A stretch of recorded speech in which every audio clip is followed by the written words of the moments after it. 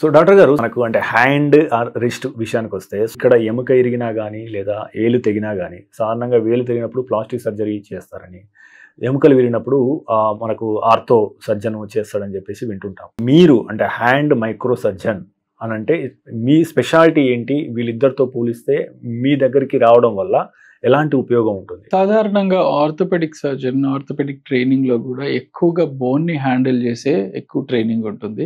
అదేవిధంగా plastic surgery ట్రైనింగ్లో కూడా ఎక్కువగా సాఫ్ట్ టిష్యూ మీద కాన్సన్ట్రేషన్, సాఫ్ట్ టిష్యూని హ్యాండిల్ చేసే ట్రైనింగ్ ఎక్కువగా ఉంటుంది. 62 లక్షల మంది ప్రజల్లో మెడ్ప్లస్ బ్రాండ్ మెడిసిన్స్ కి మారడం వలన 915 కోట్ల రూపాయలు సేవ్ చేసుకున్నారు. అదే మెడిసిన్స్ అదే క్వాలిటీతో 50 to 80% డిస్కౌంట్లు. ఎప్పుడైతే ఈ హ్యాండ్ విషయానికి వస్తే ఈ చాలా చిన్న కాంపాక్ట్ ఏరియాలో bones, vessels, nerves, arteries, tendons, muscles ఇట్లాంటి పలు రకాలైన tissues, soft tissues and bone tissues అన్నీ ఒక్క చిన్న కాంపాక్ట్ ఏరియాలో డెన్స్గా ఏర్పరిచి ఒక కాంప్లెక్స్ పద్ధతిలో అమెరికా ఉంటుంది. ఇలాంటి పద్ధతిలో ఉన్న వాటిని ఏదైనా కాంప్లెక్స్ ఇంజురీ అవ్వడం, కాంప్లెక్స్ అనే కాదు, simple injury to the hand also can be complex because ఒక చిన్న కట్టు కూడా చాలా రకమైన స్ట్రక్చర్స్ని కట్ చేస్తూ వెళ్తుంది.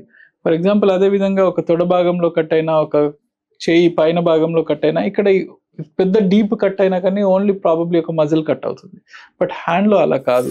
ఆ చిన్న కట్ కూడా నర్వ్స్ని, ఆర్టరీస్ని, లిగమెంట్స్ని, టెండన్స్ని అన్నింటినీ కట్ చేసే అవకాశం ఉంటుంది. So the complexity increases when it is coming to the hand. So దీనికంటూ ఒక సపరేట్ ట్రైనింగ్ కావాల్సిన అవసరం ఉంది, where you can handle both ఈ finest structures plus bone, and again at the same time we want the patient to get back to better function.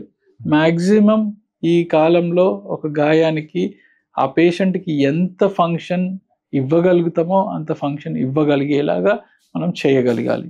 So that is the necessity అన్నమాట ఇక్కడ.